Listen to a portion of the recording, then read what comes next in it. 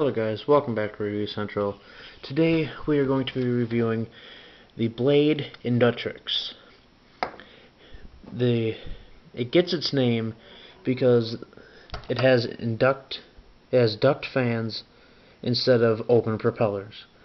Now this is very nice because one, it has two benefits. One, it acts as a prop guard, so you can touch it while the props are spinning and you will not get hurt unless you touch it from like the top or something. You stick your finger in there.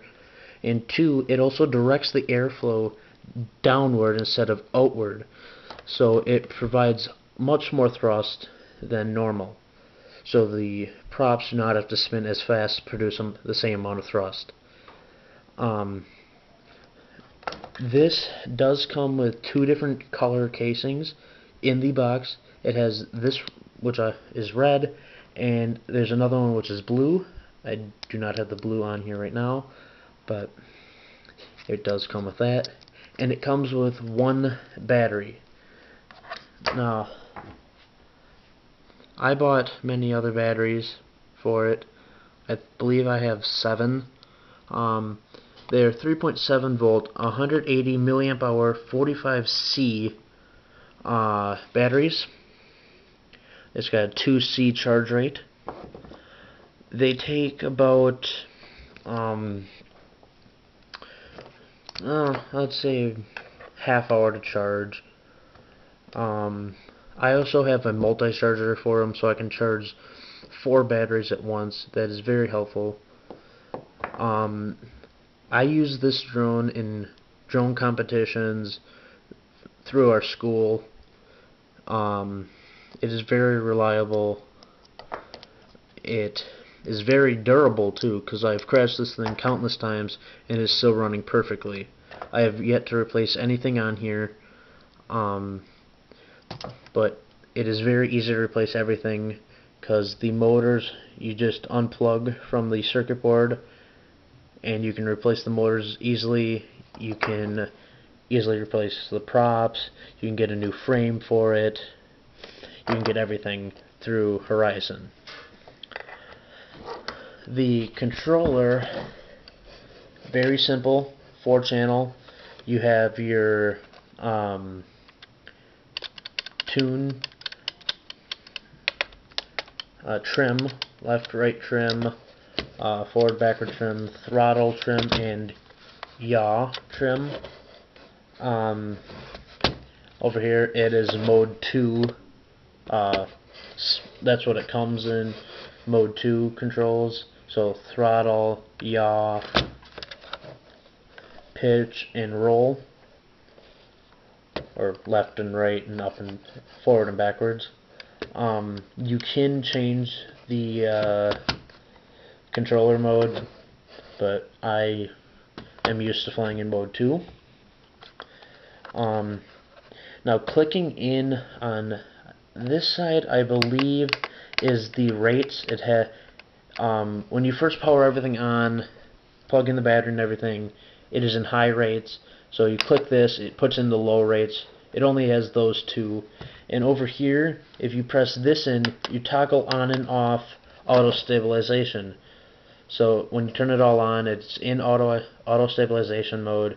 And if you press this during flight, it'll go into agility mode. So that's pure pilot skills, no auto leveling. So you bank it forward, it stays there until you correct it. So that means this is very agile. It can go extremely fast, especially since there's no limit on the pitch then. So theoretically, if you have enough height, you can flip these. I have not done it, but I'm sure if you have enough space that you could. I do not ever have enough space for that, but unless I go outside. But that's another thing. It's an extremely light drone, so I do not recommend flying it outside. It does have the ducted fans, so it is very safe to fly indoors. It will not break anything, and it will not break itself because how light it is. Now, to turn it on and bind with the controller, you have to turn on the controller first, otherwise it will not bind. So controller first, it will beep, the red light will go on, and then you have to plug the battery in. You will have the LEDs, and there will be an LED on top. Right now it is blue, so that means it is ready to go. And it is very quiet too, because the blades are not spinning as fast, so they're not creating so much noise. And yeah, and this side is the rates, I was correct, and this is agility mode. You can tell it's in agility mode when the blue LED goes red. When it is red, it is in agility mode, so, or also known as rates mode. So then it's full user control. It is very hard to get used to agility mode. I am still getting used to it, but I'm getting fairly good at it, and it just takes some getting used to, because you cannot just hammer it down. You have to be very careful, very slow movements with the stick, because it is very responsive then.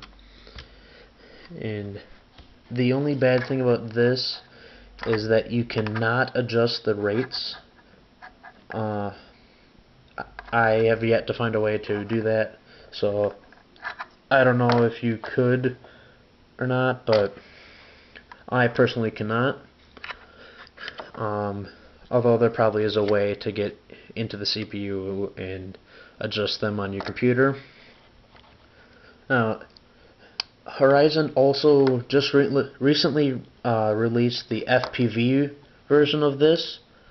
I've had this for almost 2 years, so I did not have the option to get the FPV version, but this, ready to fly with the controller, a battery, and the drone itself all built and everything to fly right out of the box, cost, I believe, $60.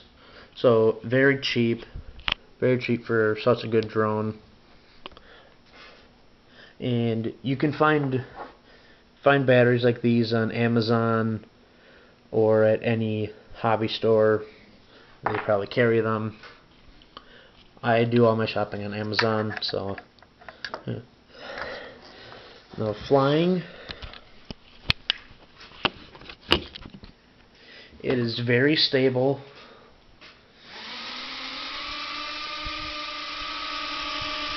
It does take a little trimming, but once you get it trimmed, it stays in one place fairly well.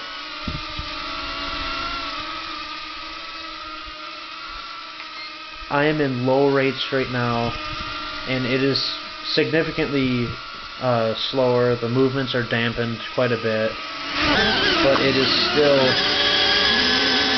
fairly fast.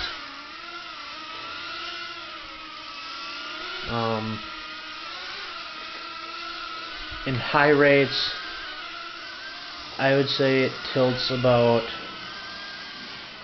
maybe 10-15 degrees just side to side, but diagonally it tilts a lot more. So you can go a lot faster diagonally than you can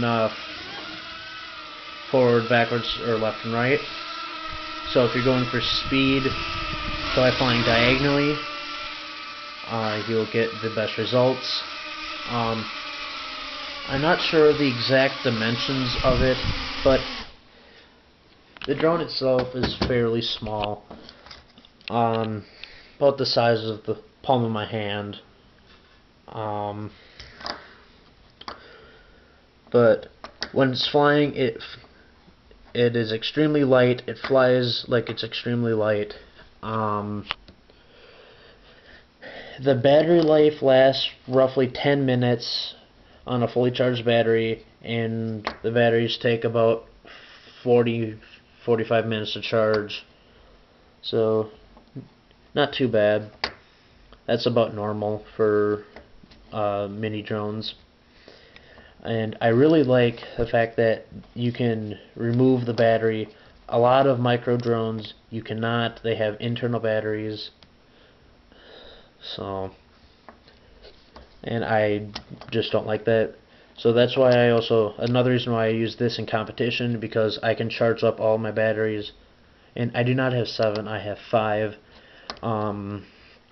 I checked, and the batteries are fairly cheap.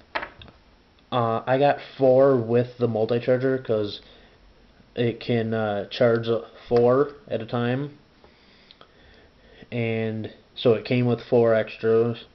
I believe the batteries that I got have higher milliamp hour.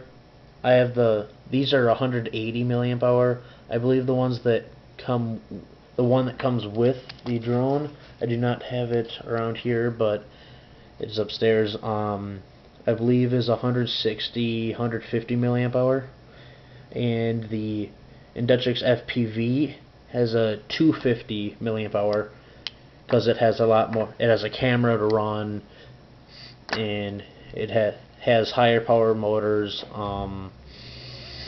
And I believe it's a little bit bigger. I know it's a little taller because it has the camera. This is a very low profile drone, very low to the ground when it's just sitting there. And other than that, it flies great, and I highly recommend it. I feel like this is one of the best Christmas presents that you can give to a new drone enthusiast, new pilots, and it can last you through expert expert piloting, because it does have agility mode, and that, I believe, is how most race squads are. It's all rates, so you have full control of everything, and that is what I'm hopefully going to be getting into soon. So this has trained me pretty well for the agility mode stuff. So like I said, it does take some getting used to fly in agility mode. It took me about 6 months to finally get it down without crashing every time. And you can pitch it a lot farther. You can pitch it over 45 degrees and it will just go flying like a rocket, especially down a long straightaway. It is one of my faster indoor drones. It might even be the fastest. I'm not quite sure. But yeah, that about sums up the video, guys. So thank you for watching. Please like and subscribe, and I'll see you next time.